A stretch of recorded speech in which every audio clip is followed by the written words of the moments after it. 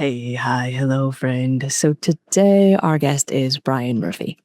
Brian is a seasoned activist, certified coach, published author, and sought after speaker who helps build thriving relationships, deeper friendships, healthier families, and vibrant communities through the wisdom of love beyond monogamy. His podcast, Queer Theology, dives into being a queer Christian in the world today. This conversation was so great, and I loved finally being able to get him on the pod. We immediately dove into why sex is political, how it's an important aspect of relationships, the benefits of jealousy, and so much more. We hope you enjoy listening to this conversation as much as we had having it. Welcome to Season 7 of the Queer Consciousness Podcast. I'm Kit Sargent, and my pronouns are they, them. And I'm Jess Grace Garcia, and my pronouns are they, them. We're just humans wanting to share the lived experience of other humans. This season, we're talking about all things sex. We want to have deep, heart-led conversations as we unpack what sex means to us and why it's so important to talk about it. This is a season of unlearning, relearning, and sharing about a topic that is still considered taboo. Because at the end of the day, we are all spiritual, sexual beings having a human experience, walking each other home. Brian Murphy, welcome to Queer Consciousness. Kit and Jess, thank you so much for having me. It's an honor to be here on the pod with y'all. I know, I'm so excited. I can't believe we haven't had you yet, honestly. I know. Honestly, you have been on my list for years. Because of the fact that I've been doing this podcast for going on 3 years now. You've been on my list the entire time. And I'm not sure if I've just been afraid to reach out or if I just didn't have a connect yet. And I was going to be absolutely cold calling. And so then when Jess was like, hey, I'll just reach out to Brian. I'll be like, please? Yes, please? Yeah. It was an easy and immediate yes. It was so funny because I don't think I even told them I was doing it. I was like, hey, I'm just going to reach out to my friend Brian because one of the things that maybe some of our listeners have noticed is that a lot of the folks that we've had on this season have been AFAB folks. And it's one of those things where we're like, yeah, a lot of them have been non-binary, asexual. We've had a really cool, diverse group of folks that have different identities. But the one thing they've had in common is that they've been AFAB. And so Kit was like, hey, do you think you have any men or AMAB folks that might be interested? And I was like, oh yeah, we haven't had men or trans men really at all. Mm-hmm. We've had 2 or 3 maybe in this whole season. And so I was like the first person that came to mind. I was like, hey, Brian would be great for this. I don't know why I haven't reached out yet. And 2 seconds later, you responded. Happy to be your token man. Yes. If I'm going to choose a white cis a gay man, it's going to be Brian. And I should say queer, actually. I know, I'm technically bisexual, but I also identify as gay as a whole. It's very queer of me to be I'm both gay and bisexual. I feel really but isn't that the whole point? Yeah, exactly. I know, I feel like those of us of a certain generation use gay as kind of a broader statement. And also not to get too far off track already, but I have almost exclusively dated men in my adult queer life. I have been embedded in queer community, and in particular queer community in New York City. And so gay community in New York City. And so I feel yes, I'm part. I went to the Philly Trans Health Conference every year for a decade. I'm definitely part of the wider queer community, but I also have this strong thread of gay male New York, going back to I have mentors and elder queers that were around here in the 80s. So I just feel the gay community shaped me just as much as the wider queer community, and many of the challenges that I face and joys that I face as a queer person feel very much intertwined with gayness in particular. I think that's important. I think it's also super fucking honest. Yeah. Just I think, honoring our legacies and where we come from and who shaped us. Yeah, that's important. For sure, 100%. All right, let's throw this question at you. All right. Brian. So, Brian, what does sex mean to you? Oh, I've been thinking about this, since you asked me, and I don't have a snappy answer. I think that sex to me is connection, communion, transcendence, energy, creation. I think that I have a really wide definition of sex. So sex is just sort of one or two or more people coming together to exchange some like spicy, erotic energy with each other and their bodies. And that it like, when it's at its best, it like brings us closer to each other and to ourselves. Yeah, not snappy or good at all. Not that was the best answer. I love not that answer. succinct, not concise. No, it's totally rambly and just all over the place. Yeah, no. That was fantastic. So I did write a book of South. I guess. something. Yeah, obviously. Like, I mean, I have thought about it a little bit, but just maybe Yeah. once or twice. Yeah. Not in depth at all. It's not like you're any sort of coach or Yeah. like anything. But it's more than one sentence, so That's fair. I needed a few. Yeah. No, that's fair. I think that's what's been consistent about, our guest answers has been that they tend to be a little more loosey-goosey than even they're comfortable with yet. Like, they're like, I don't want to put too hard an edge on this, I want it to be a little bit more broad because that's actually how I feel and that's the way that I'm leaning. And I'm like, yeah, go for it. Like, do your best. And I think that's kind of like, if we were to come to like a summary of what sex is, like it's way bigger than you think, and I love that. I love that, in our attempt to kind of involve more folks in this conversation, it's like, yeah, what is sex to you? Like, and the best part has been that folks have said like, I don't know, maybe I've been having sex for like way longer than I thought I had, Yeah. I would also add that like sex is political and sex is liberation. That like this is like a thread in my book. Also, like not too long ago, I made a podcast about like your pleasure is political.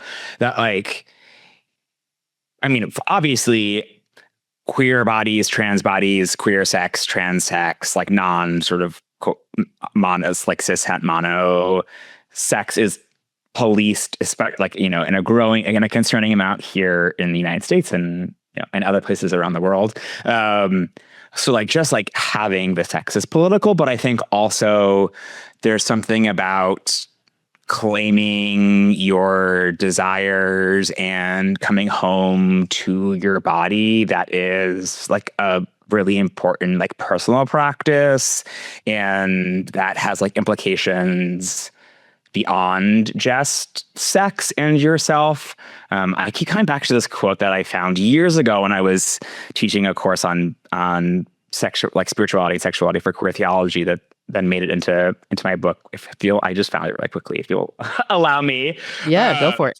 So in 1962, this person, Robert Anton Wilson, wrote for the Matachette Review about the interplay between sexual freedom and government and social control. And he wrote, "A governor, we can safely say, has less problems enforcing obedience if his subjects are mystical, religious, and frightened of sex. The reason for this is easy to understand. Sex denial is very close to being absolutely impossible. And as the subtle Jesuits knew long before Freud, even the would-be ascetic thinks he has triumphed over the flesh, it sneaks up on him from a new direction and takes him by surprise. Thus, the inevitable consequence of sex denial is guilt, that special guilt which comes from a continual failure to accomplish that which you consider good. A guilt-ridden man is an easy man to manipulate and force to your own will, because self-respect is a prerequisite of independence and rebellion, and the guilt-ridden person can have no self-respect." And so I'm just like, unhooking from sex shame and purity culture is like, yes, about having like great sex and like good orgasms. And it's also about like finding the, like being able to trust yourself and your internal moral compass, and your like finding the chutzpah to take a stand for like what is right. And so it's like, yes, it's about our bodies coming together inside the bedroom, but it's also about like coming together like in the streets for like a freer world in general. Let's take back the 70s sexual revolution. I know. So very true. Especially because like when you think about it, and to your point, Brian, of sex being political, when someone says, I don't get political, I'm like, oh, so you just don't exist in the world as a person. Yeah. Because Politics is gonna get you. right. And now, unfortunately, Yeah. in our current day and age, everything is political. Yeah. Even something as simple as fruit or produce Yeah. is political because of the fact that you have people who are making policies that are legitimately trying to not allow us to eat food that can't make us dangerously sick. That's a political statement. That is a power move. And when you are then trying to take that back, where it's like, okay, then I'm just going to grow my own food. And they're like, no, you can't do that. You have to rely on the system that is built. It's like, okay, so what exactly am I allowed to do then? And by you making your own food, or by you being out in the streets going to some sort of rally or protest or something, it can be something as simple as growing your own food in your backyard. It could be something as great as going to a protest. Either way, those are two extremes. Either way, they are both rooted in political rebellion. Yeah. And so to bring the sex of it all, when you are living outside, not just in your own personal space, but when you are legitimately living outside, out and loud, just your existence is political resistance. And so for us, like one of the things that I, and Jess, I've never told you this, but one of the things that I was kind of hesitant about doing this season, not that I didn't want to, because I know just how important it is to have these types of conversations around sex. But one of the things that I was slightly hesitant about having conversations around sex is the fact that it is so divisive, where people are all like, yeah, sexual liberation. Everybody should be always having sex, the best orgasms, do it. Absolutely do it. And then there are the people who are like, I don't even want to talk about it. Like the whole, if you don't have clothes on, I don't want to even remotely be around you. And it's like the two extremes of that as well.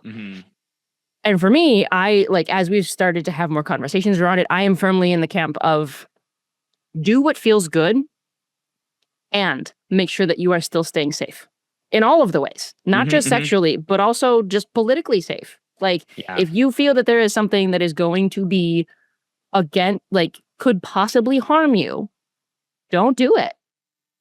Because we need you to fight another day. We need everybody to fight another day. Yeah. And this is also a point where I think when we're talking about like broadening the definition of sex, right? Like, I mean, I'm a big old polyamorous, non-monogamous, kinky slut, right? So I'm like sex all the time. But like that's like not the only way to be sexually free and sexually liberated. Yes. And so it's also about like the freedom to say no, the freedom to like have sex only in the context of a committed relationship if that's your jam. It's the like ability to have like a wide range of different types of like intimate experiences, and that all sort of like counts as sex. I remember like this might have been when I first met you, Jess, actually. Years ago, I was on a panel at the Hugh Christian Fellowship conference, and it was like a panel on sexual ethics.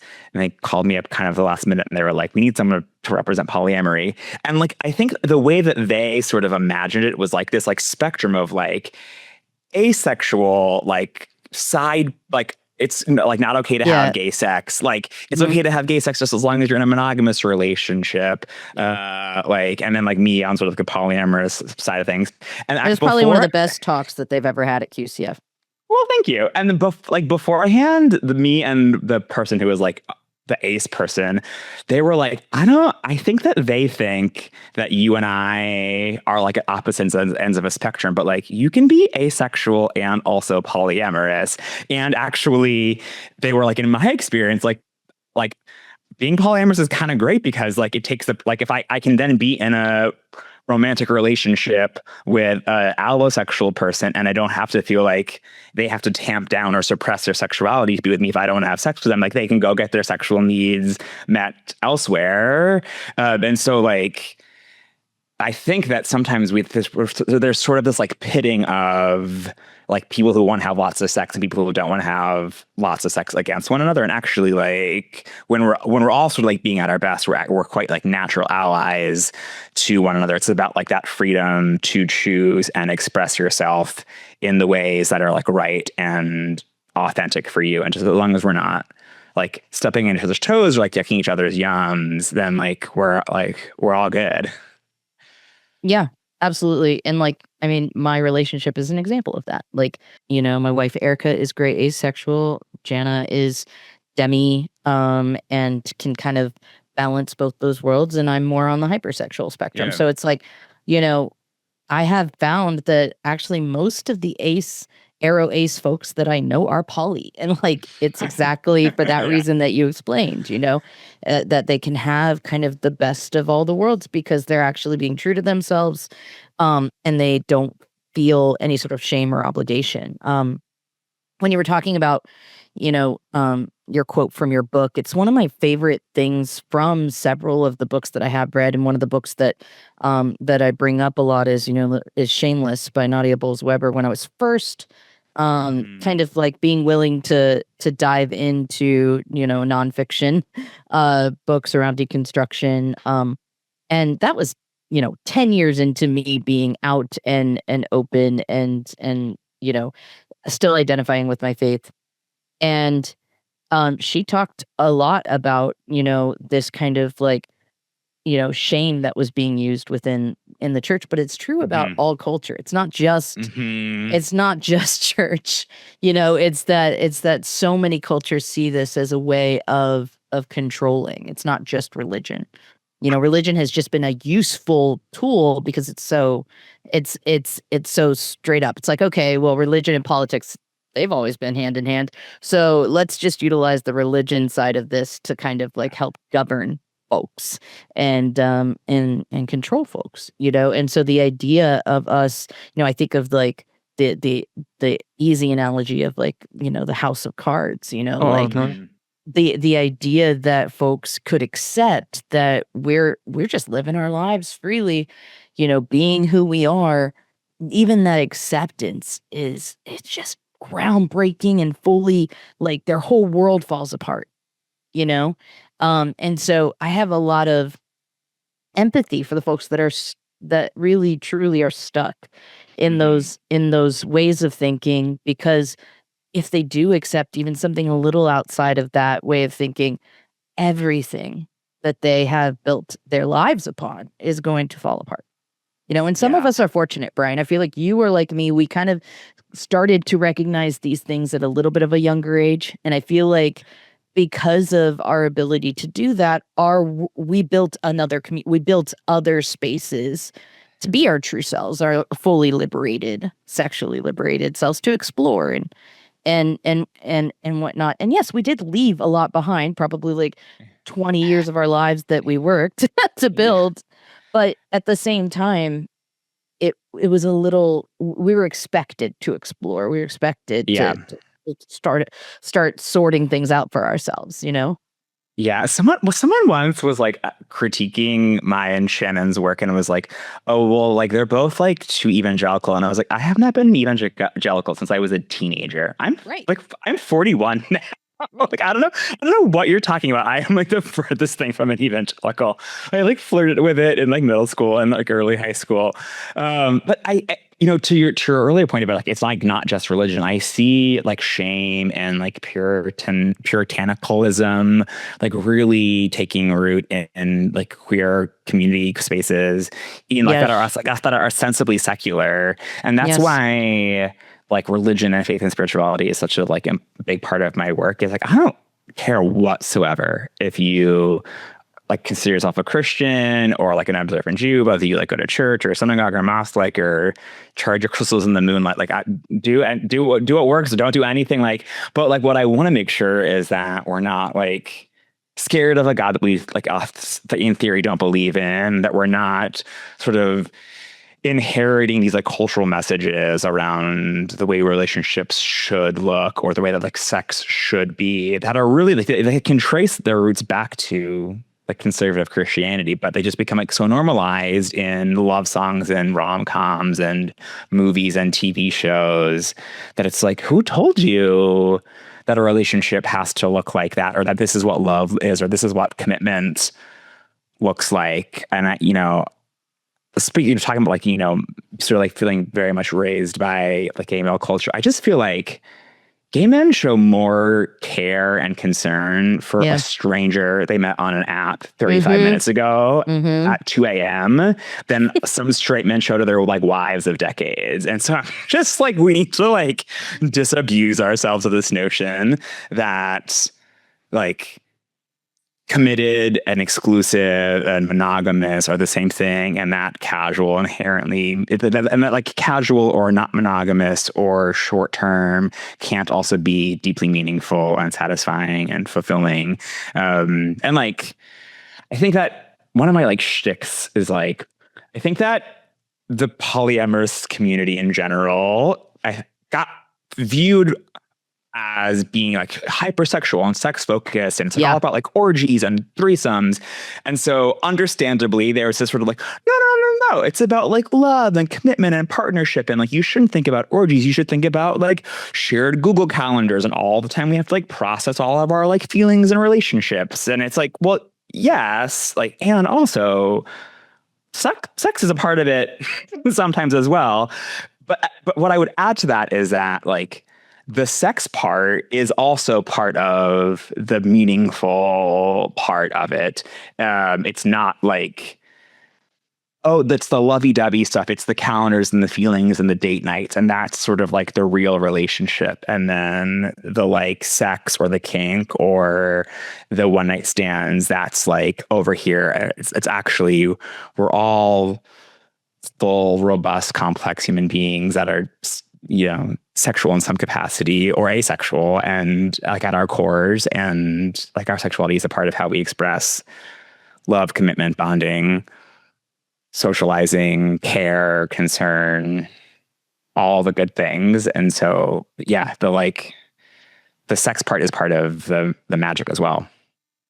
Kit, I mean, isn't it clear that Brian and I are good friends? I feel like this, like, we have such similar ways of seeing the world and understanding the importance of like not falling too hard in one direction, and kind of remembering, you know, like when you started to say like sex is an important part of a relationship, and it's like all people should know that about any sort of dynamic, you know, monogamous, non-monogamous, Even anything if in you're not between. having any sex, like the lack Yes. of sex is like an an important part factor. of that relationship. Either that like you've chosen that because that works for you, or like Yes. you haven't chosen that and it's this like sort of elephant in the room that you're like navigating around. But like whether there's lots of it or a little of it or a medium amount of it or none of it, like it is a part of our lives and the way we like move through this world.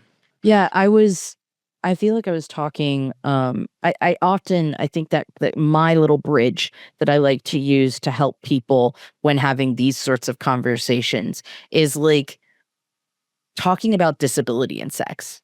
Because when I talk about, you know, the time spent in lovemaking with my wife Erica before Jana came into the picture, there's a lot of challenges and a lot of support that was needed, that required a lot of energy from both of us, and would leave us both feeling like, did we give enough, or did we require too much, right? Like these questions. And it felt like by just adding another support person into the relationship in many ways, including and especially sex, it meant that like it freed us from the shame of feeling that maybe we weren't serving our partner well, or the feeling of like, okay, can I do it all? You know, like I want to be able to do it all. And just having that other person, specifically Jana, not it being just some person, but it being Jana, who was so capable and willing and able. It really, it took that, you know, connecting to another level. And even if it reduced the amount of sex eventually that we were having, it also kind of came to a point of like where Erica would prefer it.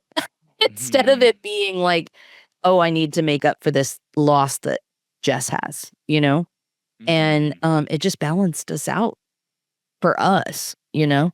And I see that being true in a lot of relationships. And it's something they're talking about within themselves, but not out loud.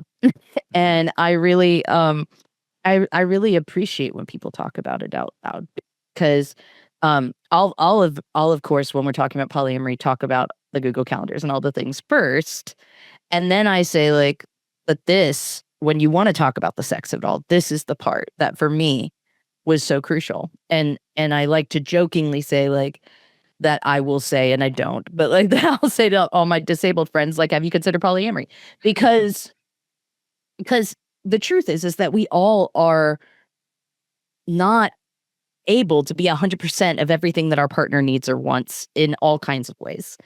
And that if we desire for our, our partners or our friends or our community to have fulfilling experiences, then we're not going to ask them to be exclusive to each other, even in friendships. Like, that's where I actually struggle with jealousy and shit, is friendships, because I've had so much hurt in those experiences. And that's I've been learning from my romantic relationships how to improve, how to be a better friend, which, it's funny because most people need to go the opposite direction, like like how they're sharing in friendship.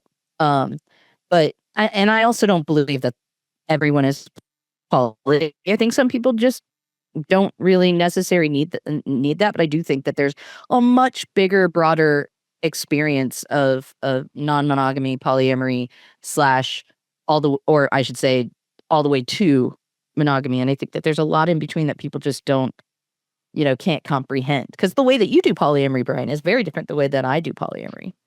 Like, we're probably the closest thing to monogamous, like, other than being in a triad. Like, we're closed, right? Yeah. And you're not, which is a very different experience of how you move through the world. Hey, listeners of Queer Consciousness. Clearly, you have excellent taste, so we wanted to introduce ourselves. My name is Elise, they, them. I'm Carrie, she, they, and together we created our podcast, Proudly on Record, to give a platform to queer stories as an act of resistance. We would love to invite you to join our conversations with queer folks exploring the long-term effects of religious trauma, journeys of deconstruction, and the joy that comes from living life as your true, authentic self. Lately, we've spoken with conversion therapy survivors, explored the sapphic drag queen scene, asked ex-Mormons how they survived without caffeine, and interrogated mental health experts on why. Just why? So, if you've ever felt entitled to monetary compensation due to your religious trauma, or have ever wanted to waltz with potatoes up and down the produce aisle, have we got a show for you. You can find Proudly on Record on all streaming platforms. Now, back to our favorite theys, Jess and Kit.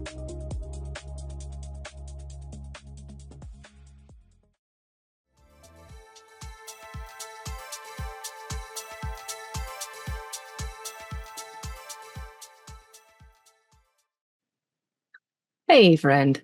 So I know that normally we've been doing a lot of fun little skits that I have thoroughly enjoyed doing, but today I just want to speak to you from the heart about the Patreon. Jess and I legitimately love doing this podcast, and we could not do it without the support of our patrons. So if you would like to support us as we continue to grow the podcast and share more of our guests, as well as just different ideas that we have, please consider doing so. We have 3 tiers. The first tier is the community support tier, and it's only $5 a month.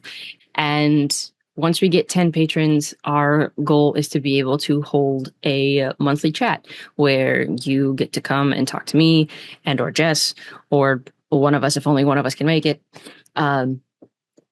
And we get to just hang out and be a part of a community and talk about things that have happened on the pod, talk about things that are happening in the world, because we want people to be able to have a safe space where they can come and know that they're supported. And not only do we get to hang out with you guys, but you'll also get an exclusive Patreon as conversation that we have with the guests at the end of every episode. Honestly, they're kind of my favorite, mainly because we get to sip a little bit more tea. And it's been a lot of fun to get everyone's reactions to the questions, especially when they look at us and go, "Oh, that's so good." Oh. And then they launch into some of the best stories I have heard yet. You also get a recap that I do of every single conversation. I sit down and as I'm listening to the episode for the edits, I am jotting down notes and then I get to talk about them. One of the things that has really helped me is these episode blogs where I get to unpack in real time things that I was thinking that I didn't get to say, not because I didn't want to, but because the conversation was so great. I didn't want to interrupt, but you get to go and read them. I can tell that as I have started to get more comfortable and as I have started to unpack more, I've been sharing a lot more in the episode blogs. And I am not going to tell you what I write, so you can go check that out for yourself. The next tier that we have is the $10 producer tier, and this is literally the salary tier. And when you sign up at this level, you are paying Jess, mainly because I can't. They are so far out of my price range. And I cannot believe that I get to have their expertise and their experience being a audiovisual producer. And the level to which they do this job is, I could never. And so for them to be a partner with me in this is beyond incredible. And as an added bonus to be in the producer tier, you get a shout out at the end of every episode. Is like the little credits that we have at the end. Your name is going to go there because you have a very big part of now how this podcast runs. And then our third tier is the $25 patron tier. And this is what we like to call the investment tier. Yes, you're going to be paying for the podcast. Yes, you're going to be paying for just to be able to do their job. You are also going to be able to pay it forward. So if someone wants to join the Patreon and they can't afford the $5 a month, your contribution can help them do that. And the one benefit that this tier has that none of the other ones do is the fact that once a month, you'll be able to sit in on a conversation that we have, so long as the guest is okay with it. And to be a literal fly on the wall. And at the end of that episode, you get to ask the guest a question. You get to be a part of the conversation. And that will be shared in the Patreon. So I really hope that you would consider going and checking out the Patreon and supporting us if you can. Thanks.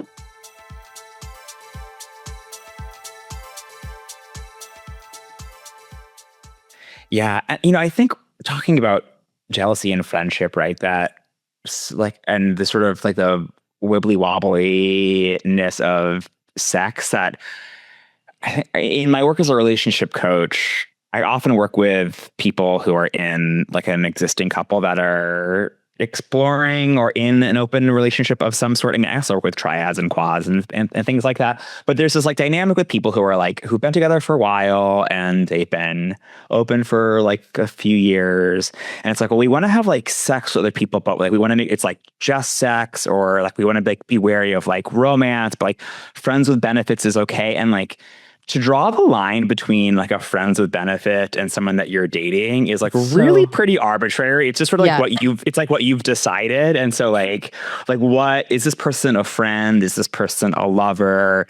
Even like the line between like a good friend, a roommate, chosen family, like they're all really lovely concepts, and also they're all very queer in that there's like not neat and tidy definitions, and that the meaning is in the making of it, like that you get to decide if you're hookups or friends with benefits or partners or dating. And I think like similarly, you get to decide like if this thing is sex or not, what, like is jerking off together sex, is like going to a sex party and like watching your friends have sex with other people sex, like right.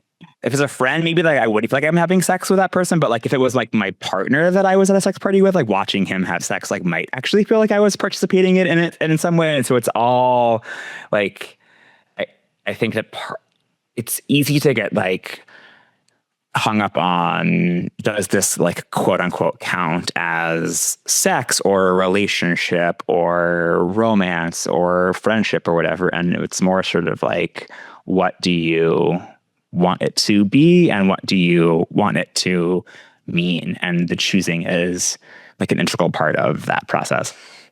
Yeah. I mean, my best friend Emmett specifically, I say like sometimes like that we have these like adjoined, like I'm in the polycule, but not of the polycule, like sort of thing. Like we like to joke that like we say he's my mistress because he's everything but a sexual partner.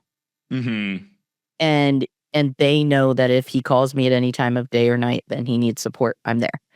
And his way of doing polyamory is to be nested, but also they have a partner that isn't, most of the time isn't a sexual partner, but is like a life partner. And and then they have a bunch of like other friends and they just call them friends. And it's like anyone else would be like, but is that a partner? Because you're having sex with them like every other Saturday or whatever it is. And it's like, yeah, well, that's just, for now.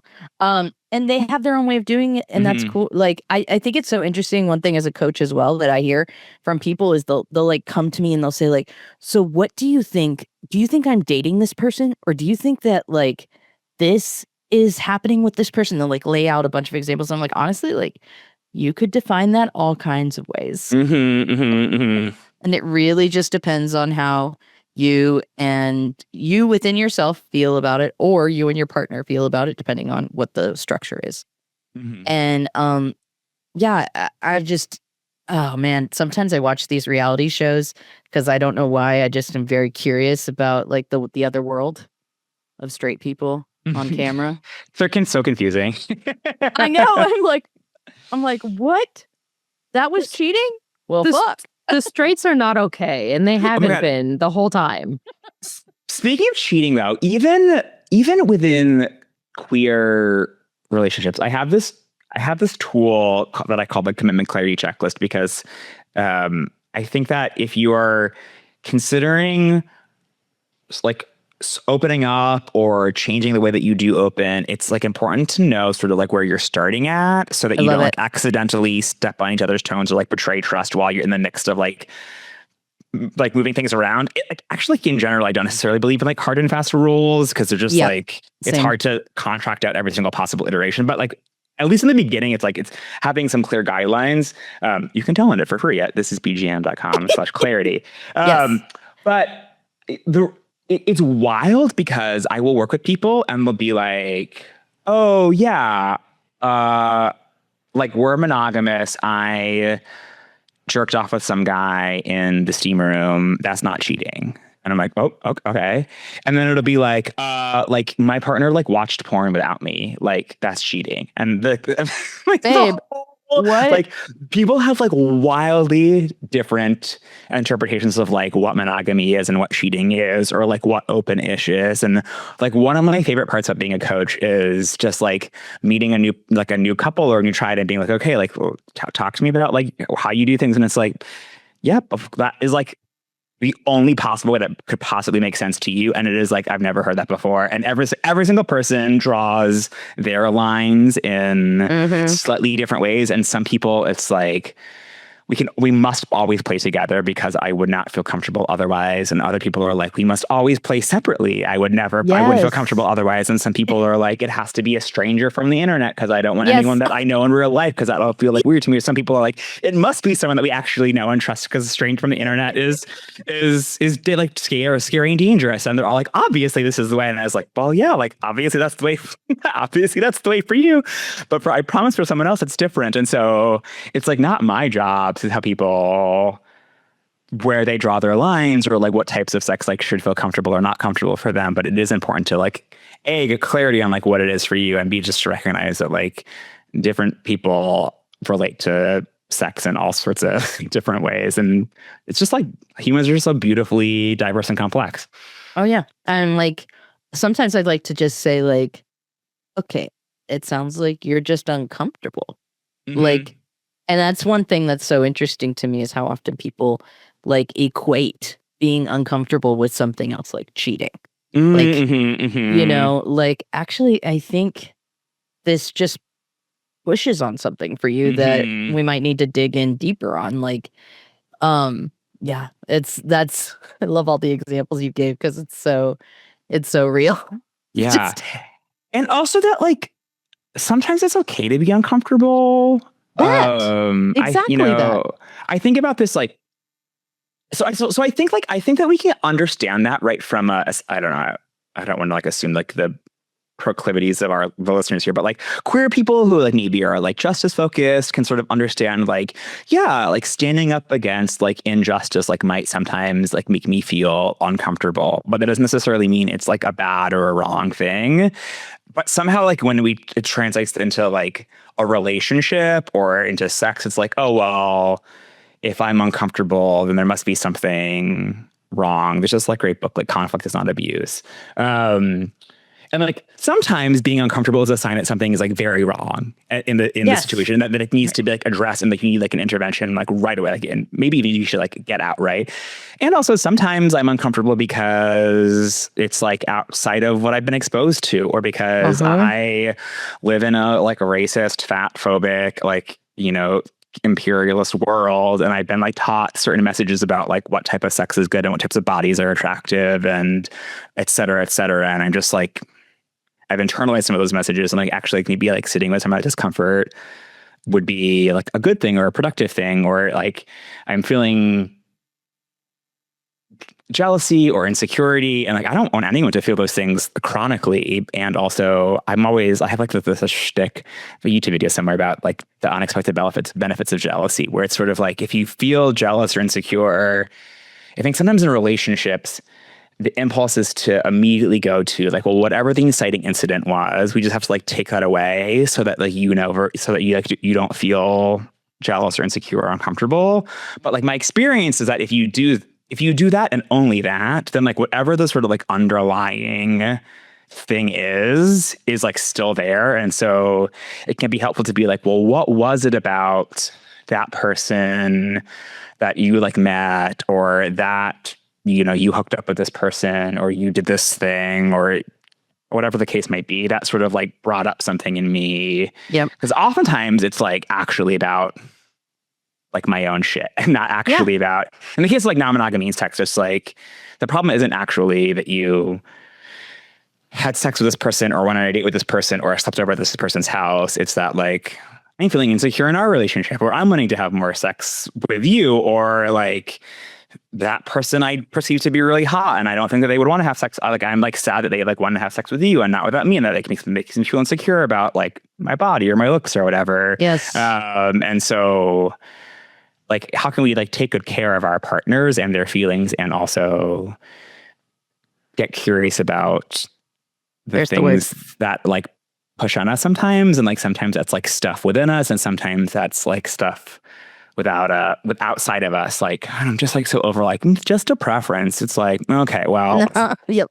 Your preference is like informed by like transphobia and racism. So like maybe maybe get curious about that preference. I don't know. Yeah. Well, I like that you used the word curious, because I just kept thinking like, this is why curious yes is really important to me.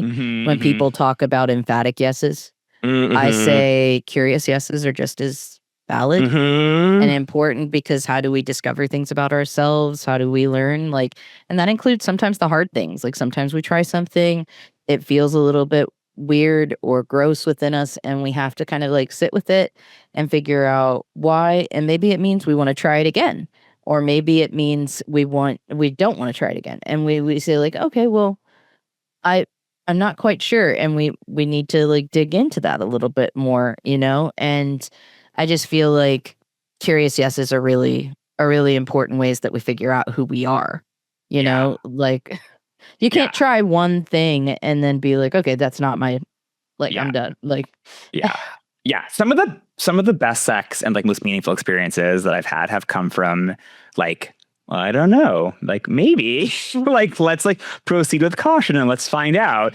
And there have been some times where I have had like an emphatic yes, and then like we've gotten into it and I've been like, whoop, whoop, never mind. Like I've changed my mind, or this didn't go according to plan. And I think also like when it comes to sex, like disentangling, I didn't enjoy that from I was like wrong to have tried that, or Yes. I like made a mistake by doing that. And it's Yes. like sometimes it's like, no, I thought it would be fun. I fantasized about it. I don't know, like I watched porn about it. Like my friend told me about it. The person seemed whatever it might be. The person seemed nice. We had a good connection. Like, and then it didn't pan out. And like either there was like something about that person or that experience or that time, or just like that whatever the thing was is just like hotter in theory than in practice. And to your point, Jess, like it's about being curious. You can't possibly know in advance, and we can be like gentle on ourselves. Like if we sometimes try things and it's like, man, that wasn't as like exciting or fun as I thought it was going to be, or even like that was awkward, or even like, ooh, like no one like did anything wrong, but I just like don't feel great about that. Yeah. And like, And I that's think hard that's hard to detangle from or untangle from progressive queer spaces specifically. Like I feel it's like important so that we can like give so that if when we really have been violated or have boundaries crossed, like we can also like claim that. And I definitely had like both, where it's like I like did not consent to that, and that like feels like especially gross. And there are sometimes where it's like, oh yeah, I was like down for that, and I just like didn't like it, and I wouldn't do it again. And like those like are two very different experiences in my body and in my mind. Well, and I think, but the reason why you're able to decipher that has a lot to do with the way that you worked on yourself, you know, in your 20s and stuff. And I think that when we delay certain types of growth, and therapy and all the things, we delay that, and sometimes we can cause harm to others when we don't mean to, you know? Yeah. And that's, I think, like, not to bring it back to religion. So sorry, I interrupted you. No, go for it, please. Like with like purity culture and religion and just like conservative politics in general, right? Like if all types of non-married, monogamous, heterosexual, cisgender sex is like bad, then like it's hard to know, like, oh, I kissed a boy and I've been told that that's like totally wrong, and like a pastor like groomed me and that's also wrong, and it's like, no, actually like one of those is like actually wrong and one of those isn't actually wrong. That like you like, not to like apologize to people who do like fucked up things, but like you lose your own sense of like moral compass when it just sort of like all becomes wrong. And also whether you're like the perpetrator or the victim or both, that like the moral compass and the ethical compass gets all sort of like wonky when we like glob together like queer people kissing one another and like predators or like violations of consent, etc. And so like, and then again back to like that quote from the 60s, right? Like we have to be, if we're like as we are like sexually free and liberated, then we can be like, no, like this thing when I did it was good and right, and like this thing that was done to me, that was bad and wrong and like not okay. And I think like sometimes people, or I should say, I have sometimes in my own self, like when I was younger, and like friends and friends and clients that I've like worked with, like feel like they deserve something because they're queer or because they're not monogamous or because they were having casual sex. And it's like, no, the problem isn't that you were like meeting up with someone from Sniffies. Like the problem is that person like didn't respect you and your boundaries. And like you didn't bring it upon yourself just because you were on Sniffies. Like you should be able to go on Sniffies and have a good time.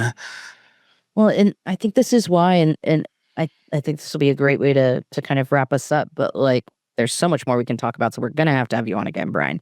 But in thinking about the absolute importance of community and the willingness to have these conversations in community, like this is how we protect and love each other, is by having even just that last stanza of you talking, I thought about like us sitting around a fire with many other queer folks and you just sharing this, and I could imagine multiple folks just having moments of like, oh shit, like like wait, oh, that's what's been so confusing about that encounter, or that's what is like unlocking something within me. And I feel like it's something that we need to be more cognizant of and more willing to do, and something that I think that queer community in general has, like this amazing skill of that we can like pass on to others. But I also think that like poly queer community really has this, but then there's this like disconnect in like more straight poly spaces from like queer poly spaces, and I would love to see more shared there in terms of the wisdom. Yeah. There's just so much mess that I see. Yeah. I was in my late 20s before I realized you could just like leave a hookup if you weren't having a good time. I remember my roommate was like, I just left, and I was like, you did what? She was like, yeah, I left. And I was like, you can do that. She's like, you can absolutely leave. Absolutely leave. Yeah, you don't owe that person sex. You should practice it next time. And I was like, I'm going to practice it. And I was like, I came home. I was like, Christine, I did it. I left in the middle of a hookup. Yeah. Like, yeah. What's funny about that, Brian, that you say that, and then like 2 minutes ago, you were like, not to bring this back to religion. I literally use that example when I am in churches speaking or leading worship. Is I'll tell people like, you did a big thing today. You walked through the door. Like you are not required to sit here any longer. If you feel like this is enough for you today, or you've passed that limit, please like feel free to leave and be proud of yourself. Totally. Because people do that. Like we fall into these kind of like our own personal traps of like what society has told us, or what we've taught ourselves that we have to do. And so like I love that your friend gave you permission to leave a hookup. Yeah. Because it's true. Like anything, and including in your own committed relationships, like if you're in the middle of something and it's just not vibing for you, it's not working. Like I have a personal example, which was, me and Jana were in Alabama last week for a family memorial, and like there was a lot to process. And unfortunately, all of our time in Alabama recently, anytime we've gone back, has been for funerals, and that's a hard thing to kind of wrap our heads around. And we were going on like our third night of having some like sexy times, and I was like, yes, like this is going great. We had just had like a really nice, sexy, like and like purposeful shower, and then I was like, we're moving it to the bed, and I just felt the vibe not clicking for her, and I couldn't quite put my finger on it. So I just like, I don't know, I just like felt inclined to hug her tight, and we shifted. Everything shifted. She was able to like express some emotion she was holding within her body. And sometimes sex does that too. Like it opens up things. And we're just like, okay, shift. Like no shame, nothing to be upset about. And she apologized later. Like, I'm sorry we didn't get our sex. I was like, baby, like you needed to cry. You needed to like feel the feelings. And I'm proud of you for doing that. And like what a special, sacred, like intimate experience to share, to be able to like to be so vulnerable. Yeah. And I think sometimes people, like the first time we ever met, Jana and I, and the first time that we ever had sex in person was the same day/evening. When we say in person, not over Zoom, because honestly, like, we'd been dating for like months. And that was my first time having sex outside of my marriage. And I cried. And it was like, I don't want you to feel bad because I'm crying.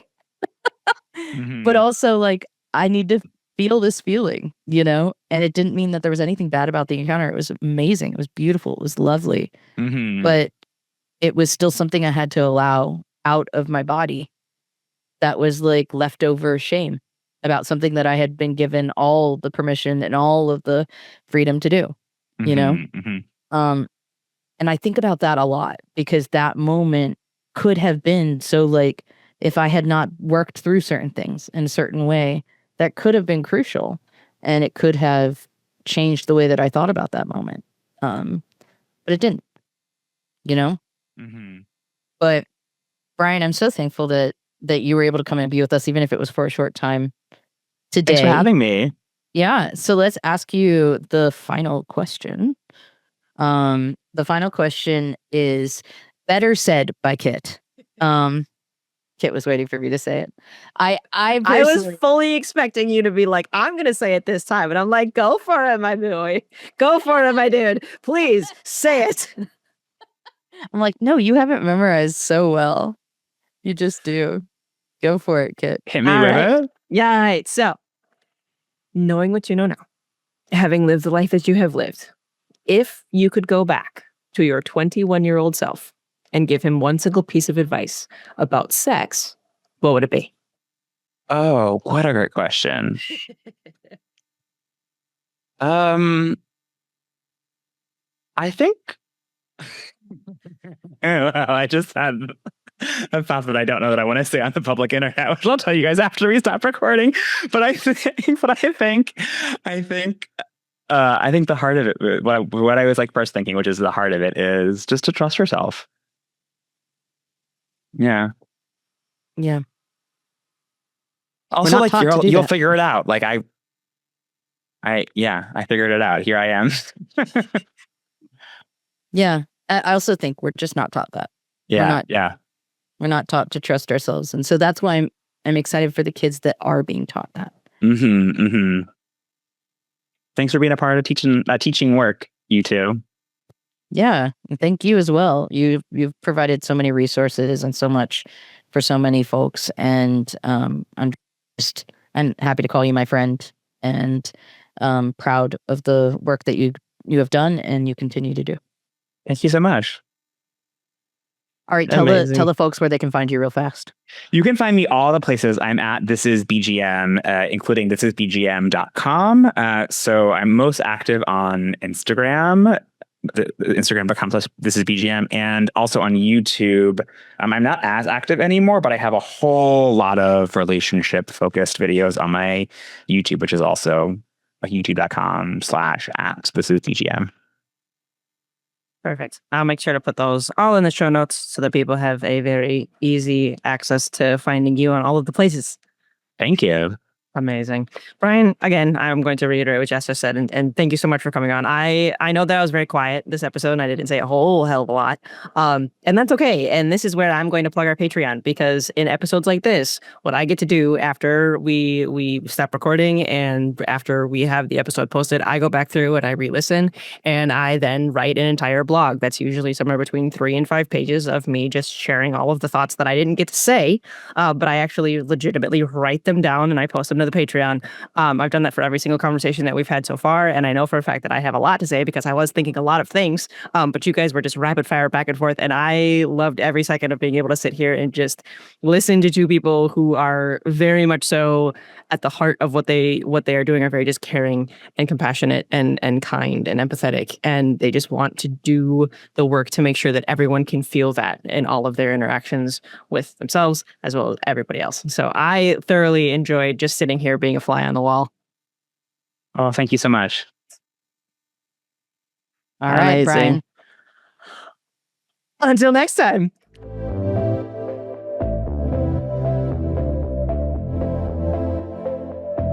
This podcast is hosted by me, Kit Sargent, co-hosted and produced by Jess Grace Garcia of Springwood Productions, and the theme music is by Brian Smith of Holy Holy Music Productions. If you could do us a huge favor and please like, follow, comment, share, do all of the things on all of the socials. You could follow the podcast on Instagram @_queer.consciousness for all the latest episodes as well as any other exciting news. When you're listening on Spotify, please leave a 5-star rating and use the comment box for anything you'd like us to talk about. When you're listening to Apple Podcasts, please leave a comment and a 5-star rating. If you'd like to be on the podcast, send a message to queerconsciousnesspod@gmail.com. If you'd like to support the podcast, check out our Patreon at patreon.com/queerconsciousnesspodcast. We are trying to grow as organically as possible, and this helps other like-minded people who want to empower and encourage others on their journey. So until next time, remember to stand in your truth and know that you are worthy, just as you are.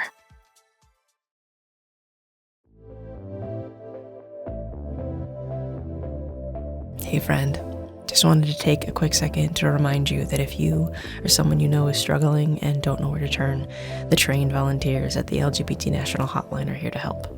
Because sometimes the strongest thing to do is to ask for help. The National Hotline phone number is 888-843-4564. And if you want to check out the other things that they have available for them to help you with, you can check out the lgbthotline.org in order to be able to see all of the services that they offer in order to help our community.